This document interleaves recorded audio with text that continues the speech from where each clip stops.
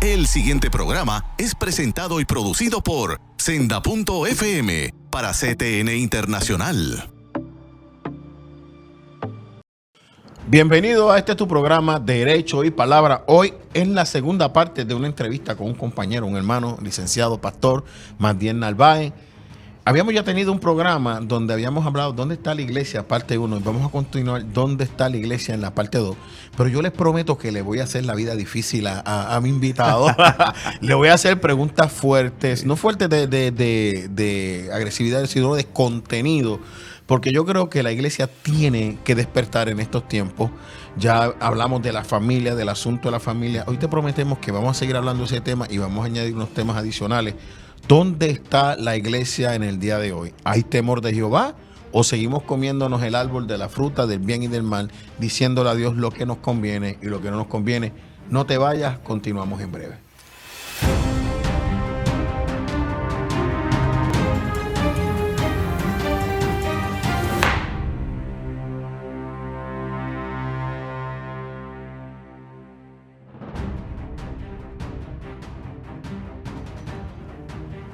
¿Dónde está la iglesia? Parte 2 con el pastor, licenciado, profesor Magdiel Narváez. Magdiel, Dios te bendiga.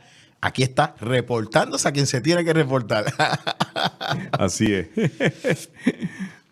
Magdiel, habíamos tenido un programa anterior, habíamos hablado de la familia, ¿verdad? Del concepto de que la iglesia está desatendiendo el asunto de la familia. Mientras fuera lo estamos discutiendo, pero la iglesia ha pasado por una serie de crisis. Yo he estado envuelto desde el punto de vista legal, pero yo te he escuchado a ti en los medios hablando sobre este particular. Me gustaría que tú nos dieras tu opinión en cuanto al cierre de las iglesias en el COVID. Me explico. Cuando esto comenzó, nosotros estábamos un poco fuera de foco en el sentido de un cierre. Uh-huh. Los abogados nunca habíamos enfrentado eso, nunca fue materia de la escuela de derecho, nunca materia de reválida. No se litigaba hace muchos años. Sí, fue Nobel. Fue Nobel para nosotros. Cuando por fin pudimos entender, logramos que el gobierno se moviera, pero percibimos, por lo menos yo percibí en esa lucha política y luego en los tribunales, dos elementos: la iglesia como institución y la iglesia protegiendo la libertad religiosa de sus miembros como individuos, y me choqué con una triste realidad que mientras unas iglesias querían abrir, otras querían quedarse cerradas y dejaron que el Estado determinara eso. ¿Cómo tú ves eso? Ahora que podemos mirar hacia atrás. Sí, mi mayor problema con esa situación fue que tú no entregas lo que podría ser tu derecho a la determinación del Estado. Entonces, cuando tú hablas de esa forma, sabes que en Puerto Rico todo el mundo es algo de contable, algo de abogado. Sí, todo el mundo sabe de todo, todo el mundo sabe de todo. Y mucha gente que no son abogados. Me pasó, le dije algo al médico, me dijo, yo soy médico. Me dijo algo, yo soy abogado. Y nos echamos a reír. Mira, eso es lo que quieres decir, ¿verdad? Sí. Sí. Yo le explicaba, le decía, oye, el Estado tiene un derecho supremo cuando existe un real estado de emergencia. Pero es que el estado de emergencia no se había determinado. Por lo tanto, al no haberse determinado, yo entonces cedo ante opiniones, que es algo peligrosísimo porque la gente no entiende lo que es establecer precedente. Cualquier cosa después que ocurra, que el gobierno entienda que tiene el poder y la facultad para cerrar las iglesias, va a usar como precedente lo que pasó con el COVID. Punto.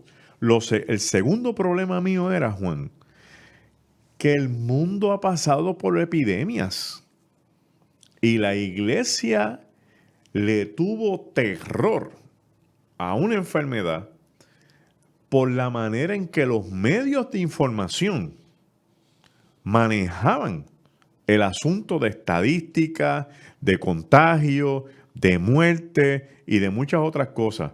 Entonces, siendo la iglesia, y aquí yo soy radical en eso, que promueve el poder del Espíritu Santo y la soberanía de Dios, ¿qué descubrimos después? Que se morían los vacunados y los no vacunados. Porque tú te vas a morir un día. Eclesiastés dice que hay un día para nacer y un día para morir. Un día para morir. Y entonces la gente me dice, fulano de tal murió de cáncer, fulano de tal murió del corazón. No, porque yo conozco gente de cáncer que están vivos. Y gente que padece del corazón, con un corazón con 2 o 3 infartos que están vivos. Y conozco gente que tiene diabetes y están vivos, no se han muerto. Pues entonces la gente se muere el día que se tiene que morir. Y gente que tú ves bien, al otro día te llaman que se murió. Se murió. ¿Y tú dices, ¿qué le pasó? Tenemos gente que conocemos. Sí, Ejercicio, dieta, amaneció muerto de un infarto. Entonces, la iglesia demostró una debilidad en su mensaje, que le tenía miedo a la muerte. Yo puedo retarte. Seguro. ¿No fue una iglesia hedonista con amor a la salud?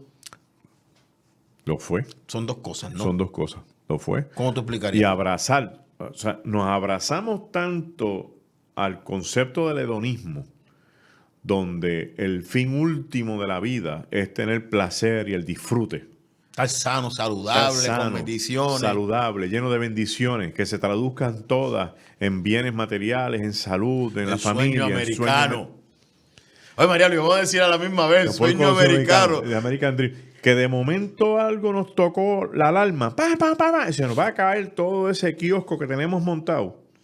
Y entonces tengo que recurrir a la alternativa que me provean. Porque yo no quiero perder eso. No era que yo tenía el problema de me muero. No, es que no quiero perder eso. A consecuencia de que me puedo morir. Te vas a morir como quieras. Entonces, ¿qué pasó? ¿Dónde dejamos el mensaje de la vida eterna? Lo voy a poner duro teológicamente. ¿Dónde yo pongo el mensaje de un Jesús que su deseo último es que tú estés con Él? Voy a hacer morada para vosotros, para que donde yo esté. Y en este momento, para llegar allá hay que morirse. Es que la única forma es llegar allá a muerte. Mi papá decía que nosotros cristianos éramos hipócritas. Yo decía, ¿por qué? Porque le tenemos miedo a la muerte. Cuando llegue el tiempo de morir, no nos queremos morir. Y combina eso ahora con el refuerzo de que yo quiero un mundo hedonista. O sea que estamos diciendo que la iglesia, la cultura griega, está bien metida dentro de la iglesia. Ya no podemos decir ahí frente al Európago, ese Dios que usted no conoce, sino que ahora vamos donde aquellos dioses para que ellos me enseñen a mí. Sí.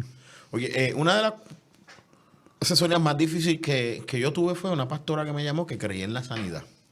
Pues entonces me llama como abogado. Tú creo que me vas a entender. Uno tiene unas limitaciones éticas. Uh-huh. Entonces me dice, ¿qué yo hago? Yo como abogado le explico las restricciones, lo que tiene que hacer. Y me dice, pero es que yo creo en la sanidad. Yo creo en imponer las manos. ¿Qué usted piensa? Y ahí yo digo, oiga, usted me llamó como abogado. Usted no me llamó como creyente. Ahora, yo soy creyente más que abogado. Lo único que yo le puedo decir, haga lo que el Espíritu Santo le diga. No sé si me entendiste. Sí, ¿Cómo tú le dices al pueblo de Dios, oye, ¿tú crees en la sanidad?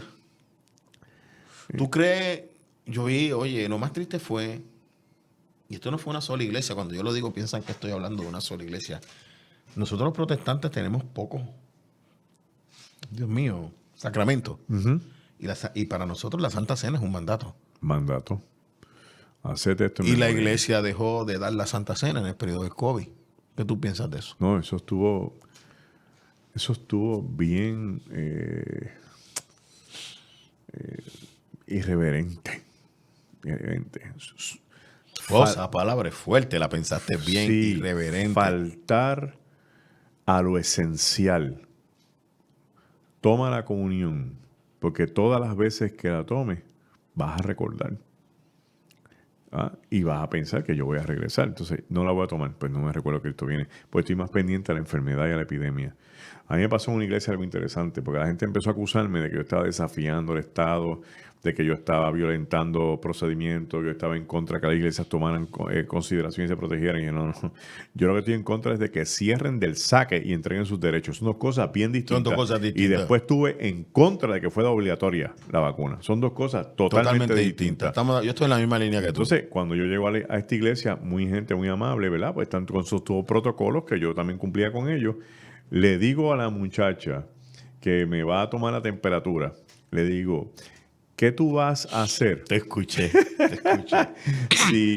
yo salgo con fiebre y no voy a poder entrar. Y ya se quedó. Siendo yo el predicador, me vas a devolver a mi casa. Y le dije, no conteste, te voy a decir lo que vamos a hacer. Tú vas a permitir que yo entre. Llama a los ancianos que oren por mí. Si el Señor me sana, tú me coges la temperatura. Si bajó, me deja. Si no, yo me voy para casa y me quedo tranquilo. Esa era mi actitud. O sea, yo no quería violentar lo que estaba pasando. Eso mismo, yo decía, yo voy a respetar el protocolo de cada iglesia. Pero el hecho que yo respete el protocolo de cada iglesia no significa que yo estoy de acuerdo con lo que pasó. Exactamente. O sea, porque eso es lo que yo defiendo, la libertad religiosa, la libertad de pensamiento teológico. El problema más grande es que la iglesia aceptó la determinación del Estado. Y muchos de ellos usaron la palabra profética y la revelación de Dios para decir que Dios había mandado a cerrar. Entonces, cuando tú ves allá que el político esa dice, pero ¿cómo es posible que gente como Mandiel, como Juan Gao, como esta gente que nosotros conocemos por su perfil político y creyente, están solicitando la apertura de la iglesia mientras otros quieren cerrar? Fue un proceso bien, bien difícil, Mandiel. Pero recuerdo que el consenso fue bien sencillo. Si ustedes no abren, el domingo que viene van a tener sobre 1.500 iglesias abiertas y nos vamos a tirar a la calle. O sea, eso fue lo que provocó que la iglesia abriera, que estaba el licenciado Héctor Albertorio allí, estaba este servidor. Había otra gente porque éramos poquitos, pero lo que a mí me llamó mucho la atención, y luego vamos al asunto de la libertad religiosa individual, que yo entiendo que se abandonó, que la iglesia no está clara, es que la iglesia tiene que dejarse llevar nuevamente por la Escritura. A mí me decían, Gao, ¿cuándo Jesús dejó de tocar a los leprosos? Entonces, obviamente yo siempre he creído, ahora mismo si tú te sientes incómodo, yo me pongo una mascarilla, porque yo no estoy para hacerte la vida incómoda. Claro. Pero eso es distinto a que el Estado le diga a la iglesia cómo y qué puede hacer dentro de la iglesia, porque la iglesia es el cuerpo de Cristo. No te vayas, continuamos en breve.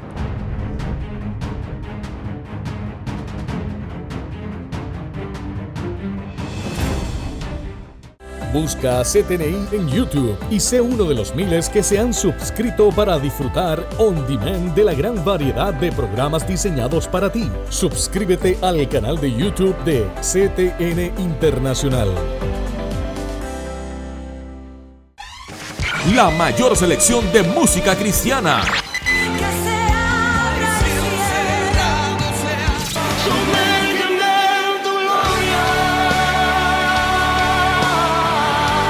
La mayor selección de música cristiana.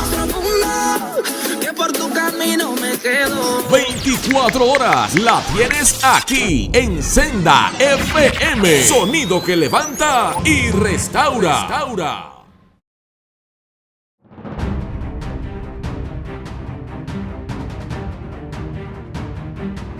Bienvenido a esta segunda sesión de tu programa Derecho y Palabra. ¿Dónde está la iglesia en el día de hoy? Segunda parte con el pastor y licenciado Mandiel Narváez. Mandiel, uno de los proyectos más difíciles que tuve en ese periodo de tiempo, tú estabas en los medios, como habíamos aclarado, tú y yo no nos llamamos, nos ponemos de acuerdo. Nunca nos pusimos de acuerdo. Nunca, en nuestro primer programa y se van a multiplicar, no, nuestro segundo. Sí. Yo entré en un pleito muy fuerte y lo llevé al interno de la iglesia cuando el Estado le exigía al creyente que su pastor firmara por su fe. Uno de los principios fundamentales de la iglesia protestante es solo escritura. Solo escritura. La institución le dice a Lutero, te vas a retractar, y dice, me voy a pensar, que ya le estaba claro, lo que estaba pensando era cómo le iba a decir. Exactamente. Solo escritura. O sea, es como la iglesia permite que el Estado diga que la fe del individuo la gobierna la iglesia. Y la iglesia aceptó eso. No es hasta que nosotros salimos a esta batalla y esta lucha que podemos tener unas conversaciones que la iglesia se da cuenta que está tomando decisiones por el individuo, que se sienta en su banca en cuanto a su salud y a su relación con Dios, llamándolo irresponsable. No solo eso, vi desde los altares pastores reclamando conocimiento científico o revelación profética para pedirle a esa iglesia que se vacunara, si no, no podían entrar. ¿Cómo tú ves eso desde el punto de vista bíblico? El legal lo podemos dejar fuera, pero desde el punto de vista bíblico, porque yo, mucho más que asesorías legales, tuve que bregar mucho con creyentes lastimados. Y todavía están lastimados. Yo lo vi como un desafío a la soberanía de Dios, sobre todas las cosas. ¿Por qué? Porque Dios, la iglesia es el cuerpo de Cristo, uno. Pero dentro del cuerpo de Cristo, cada individuo tiene una relación con Dios. Entonces, yo tengo la misma posibilidad y derecho de que Dios me hable a mí en un asunto tan delicado como este, para que venga alguien y se sienta con una capacidad profética de imponer un elemento colectivo donde cada individuo podía decir, bueno, yo no siento que eso sea para mí. Vamos a ponerlo de esta forma. O sea, Dios viene y me dice a mí, no te quiero con barba, ponle un ejemplo. Y me lo dijo a mí. Yo no puedo ir al púlpito a decir, hermano, Dios me dijo que no me dejara la barba. Así que de hoy en adelante todos los hermanos que vienen aquí tienen que afeitar.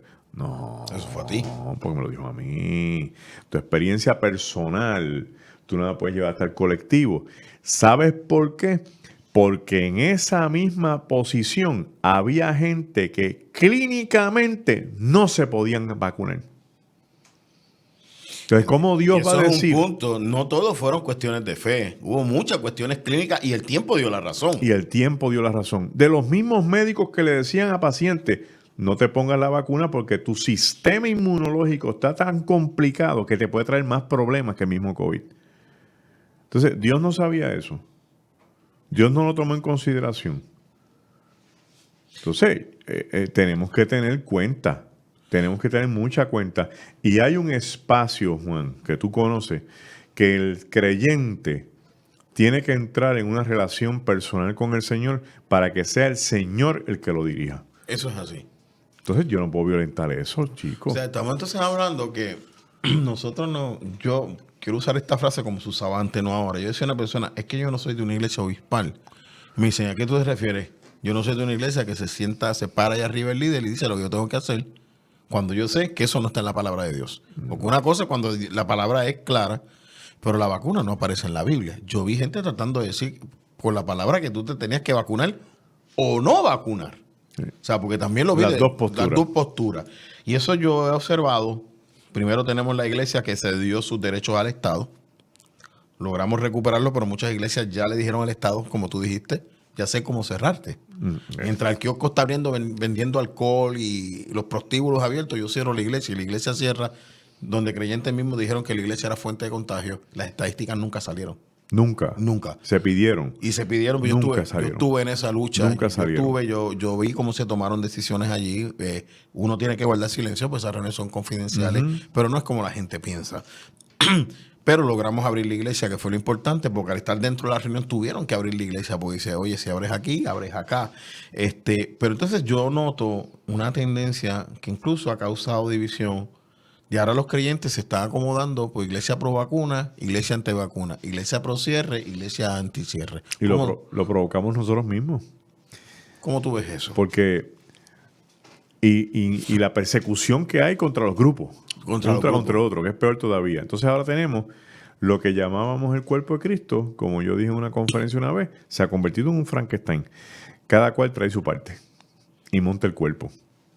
Frankenstein es bien feo. Frankenstein es feísimo y tiene un brazo de aquel y el brazo del otro. Brazo de muerto, piensas de muerto. Y esa palabra usada está fuerte. Sí. Explícate un poquito, porque está diciendo que la iglesia está con pedazos de muerte pegados. La iglesia está pegada con partes de asuntos muertos porque no están en la palabra. Y la palabra es lo que da vida.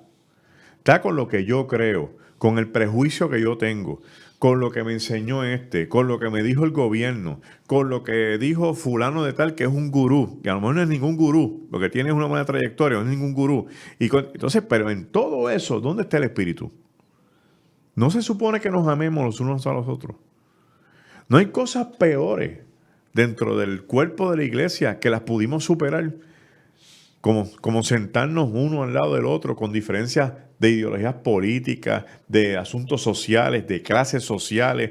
Mucho más profundo que esto. Es bien problemático. O sea, que yo me pueda sentar en el banco de un individuo que estuvo preso y ahora está restaurado en Cristo, y aunque la gente diga expresidiario, ese es mi hermano en Cristo. No me digas que eso no es más profundo que una problemática de si tú estás vacunado o no.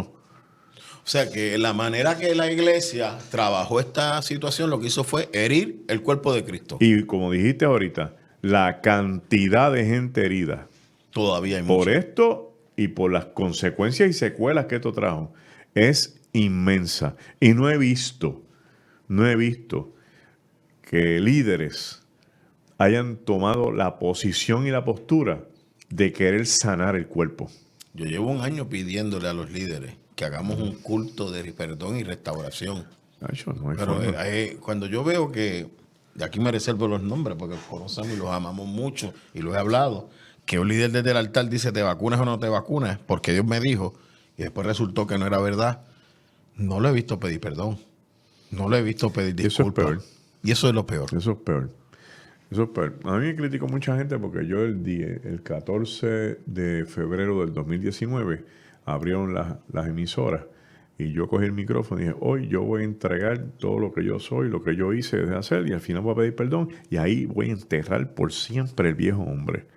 Y pedí perdón a mi humanidad. Y después me arrodillé frente a concilio y dije, mire hermano, yo lo hice. Recuerdo que te dijeron, ya pediste perdón, no sigas No pidiendo sigas perdón. pidiendo perdón, ya está bien. Y recuerdo. Sí, yo me acuerdo de eso. Y aunque hubo un grupo de gente que me dijo, eso estuvo feo, eso estuvo mal, no tienes por qué hacerlo. La mayoría de la gente lo que decía era, chicos, si otra gente copiara ese modelo. Oye, lo que pasa es que mientras más alto tú estás, mayor es la responsabilidad. Chicos, tú no tienes que ser humilde. Uno tiene que ser humilde. Y aceptar las cosas como lo cometí mal. Lo dije mal, pues lo dije mal. Me equivoqué, pues lo equivoqué. Te vas a engrandecer, pero no podemos seguir con estas prepotencias, estas soberbias desde el púlpito. Porque nos estamos haciendo más daño todavía. Estamos hablando entonces que la iglesia en estos momentos, hemos usado unos ejemplos para describirla, pero realmente en este momento nuestra iglesia ha perdido la sabiduría y el conocimiento de Jehová. Y si eso así se llama perder el temor de Jehová. Y lo ha sustituido. Lo ha sustituido por su propio criterio, por su propio conocimiento. Estamos hablando cosas bien que quizás sean difíciles de entender para ustedes, pero nosotros nos ha tomado muchos periodos de análisis, de luchas y de batallas. ¿Cuándo tú pudiste estar claro de esto? Porque yo el primer día estuve claro, me dio una sensación de que esto no está bien y yo me metí con el Señor y cuando yo me levanté de allí yo dije, esto viene a dividir el cuerpo de Cristo. Yo los primeros días estuve a mí me dio inquietud bien fuerte. En esta sensación de, ¿qué va a pasar? ¿Cómo vamos a manejar esto? Y mi mayor crisis fue, nos agarraron divididos. Y ahí yo dije, lo que siembren ahí va a cosecharse suave. Porque no hay un mejor surco para acabar con una organización que el surco de la división. Tira la semilla ahí porque entonces cada cual va a agarrar la semilla para su lado. Va a decir, no, tienen razón. Aquello, no tenemos razón. No queremos vacunados. Que se vacunen entre y aquí lo otro. Y para aquí. Y ahí tuviste toda esa ramificación que ninguna produjo bendición ni edificación para nadie. Al contrario, para alguna gente fue la excusa perfecta para no volver a la iglesia. Quedarse en su casa. Quedarse en su casa. Y esta es una frase que quisiera que la perfeccionara en los últimos minutos. No lo había visto así, pero tienes toda la razón. Es que estábamos divididos y no queríamos reconocerlo. Por eso es que la iglesia cierra. Pues yo le dije a un amigo que murió, a Hilario, le dije, es que no tenemos la fuerza para hacerle frente al Estado. Eso es verdad. Nosotros no podemos decir vamos a abrir porque las primeras que van a cerrar son las nuestras. Y eso es una palabra muy difícil que tenemos que compartir. No te vayas, hablaremos de esto en los minutos finales.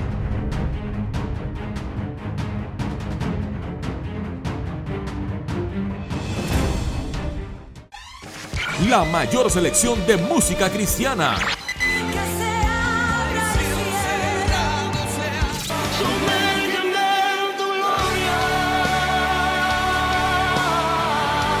La mayor selección de música cristiana. 24 horas la tienes aquí en Senda FM. Sonido que levanta y restaura.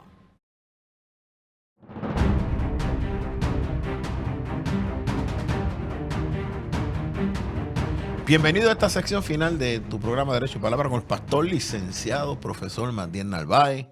Nos ha dado parte de su testimonio por una frase que me ayudó a mí a poder estructurar en mi mente algo que no podía explicar bien. Nos cogieron divididos. Sí. ¿A qué tú te refieres? Yo me refiero a que no hay duda alguna que el movimiento cristiano en Puerto Rico es un movimiento fuerte, que ha hecho mucho bien si hablamos de la organización que más ha aportado al bien social de Puerto Rico, sin duda alguna es la iglesia. Pero no está unida en un frente para batallar asuntos que nos afectan a todos. Y esto se ha debido a que en los pasados años, yo diría que las últimas 3 décadas, básicamente, que yo vengo mirando la iglesia con un ojo un poquito más clínico y analítico, cada cual ha alado para su bien. Para su kiosco. Para su kiosco, bajo la mentalidad hedónica de yo quiero lo mejor para mi iglesia. Este es el mejor ministerio. Aquí es donde mejor se adora. Esto es donde mejor se alaba. Incluso hasta los nombres que se le están poniendo a las casas denotan como si este es el sitio. Esta es casa de alabanza. Esta es casa de esto. Entonces tú dices, pues aquí es. Aquellas no son. Aquí es. Gente que te pueda decir, por ejemplo, no, los cultos de oración de mi iglesia, eso es una cosa aparte. O sea, que allí hay un espíritu aparte del resto de las iglesias. Y no nos damos cuenta que ese lenguaje es un lenguaje divisional. Que cuando de momento viene un ataque frontal de una estructura que está sólida y que tiene su agenda, nos cogieron revueltos como las 12 tribus. Sí, porque esto del COVID vino bien montado. Esto fue un monstruo todavía bien que tenga montado. dudas sobre eso, O sea, yo no sé según qué es lo lo que estaba está pensando. montado. Yo lo que creo, Mandiel, es que tú lo acabas de decir. Si la gloria no es para Dios, estamos perdiendo el tiempo. Esta no es la mejor iglesia. Esta es una iglesia donde se busca. De hecho, he visto esta batalla en iglesias reclamando el avivamiento para sí, dejando fuera otras. Y lo menos que se predicaba era arrepentimiento de pecado. O sea, yo digo, señales y milagros siguen al mensaje, no van adelante. Te dejo eso, nos queda 1 minuto. Pues mira, esa es la realidad. Es como controlar. Es un asunto de control, porque si lo abro, pierdo el control y no sé qué va a pasar. Sin embargo, Jesucristo tiene que seguir siendo el centro de nuestro mensaje, de nuestro ministerio, de nuestra iglesia. Y Cristo está ausente de la realidad de la iglesia contemporánea. Son palabras fuertes. Está ausente. Tú casi no la escuchas de los mensajes. No se escucha. No se escucha la cruz. No se escucha la cruz. ¿Sabes la cruz? No. Ahí nuestra nueva generación conoce muy poco la cruz. Tenemos que decirte, tristemente, se nos acabó el tiempo, esto se pone bueno. No sé, espero que hayas quedado tan confundido como yo en el sentido de que tengo que profundizar un poquito más. Pero aquí estamos para despertar a la gente, no para dormir a la gente, no para pasarle la manito. Iglesia, estamos en un periodo difícil, tienes que despertar. Dios te bendiga. El pasado programa fue presentado y producido por Senda.fm para CTN Internacional.